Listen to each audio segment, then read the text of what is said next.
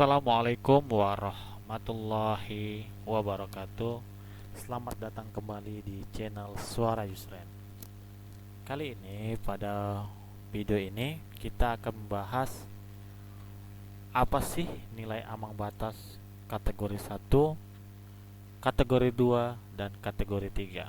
Nah, ini masih banyak yang bingung tentang hal ini. Oke, akan kita bahas langsung aja.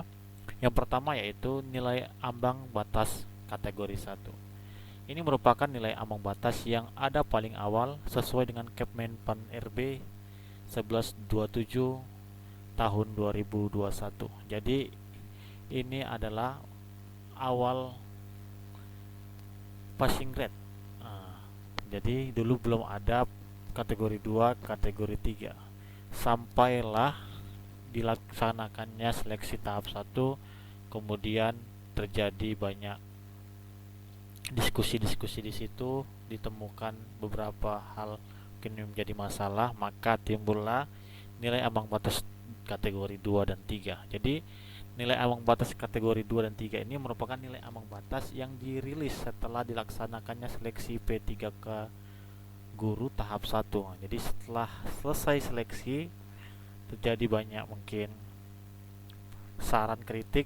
Jadi nilai batas kategori 2 ini merupakan hasil evaluasi Panselnas dengan beberapa pihak hingga keluar Kepmenpan RB 1169 tahun 2001. Jadi menyusul adanya ambang batas kategori 2 dan 3 ini sungguh menguntungkan untuk guru calon ASN P3K. Lanjut, menghitung kelulusan. Jadi semua peserta diberlakukan nilai ambang batas 1 meskipun dia berada di 50 tahun ke atas. Jadi semua peserta harus rebut nih kategori 1, jangan mau di P2 ataupun di kategori 3. Jadi semua rebut karena P1 yang pertama kali diurutkan paling atas ketika mendapatkan nilai yang terbaik. Maka cara menghitung kelulusannya adalah siapa yang paling mendapat nilai terbaik yang ada di PG1 atau kategori 1. Kemudian jika sudah diurutkan huruf A, jika sudah diurutkan PG1 namun masih ada formasi, ini jika keadaannya masih ada formasi, jika yang nggak ada formasi lagi ya udah habis tutup, maka tidak luluslah yang P2, P3 dan seterusnya. Namun jika sudah diurutkan huruf A atau peserta yang dapat PG1 dan masih ada formasi, maka diambillah peserta yang usianya 50 tahun ke atas untuk mengisi formasi. Karena nilai ambang batas kategori 2 dikhususkan untuk peserta yang usianya 50 tahun ke atas. Jadi tentunya ya dengan nilai manajerial dan wawancara terbaik ya. Maka berhaklah yang P2 yang mengisi formasi tersebut. Namun jika sudah diurutkan A dan B dan masih ada formasi, jika formasi sudah terisi ya maka yang P3 gagal semua, tidak mengisi formasi. Namun jika sudah diurutkan A dan B atau mungkin P2-nya tidak ada mendaftar di situ dan masih ada formasi, maka langsung P3. Dan masih ada formasi, maka formasi berhak diisi oleh peserta yang mendapatkan nilai ambang batas kategori 3. Dan dipilih yang tertinggi tentunya. Oke. Kemudian tentang afirmasi. Afirmasi hanya diberikan pada nilai kompetensi teknis dan otomatis ditambahkan ketika pengumuman.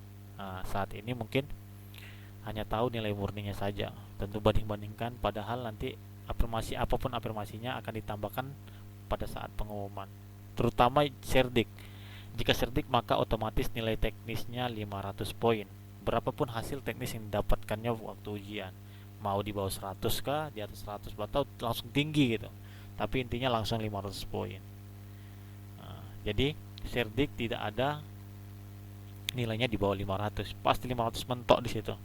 Kemudian jika usia 35 ke atas maka nilai murni teknis ditambah 75. Misal dapat 250 maka teknisnya nanti di pengumuman 325.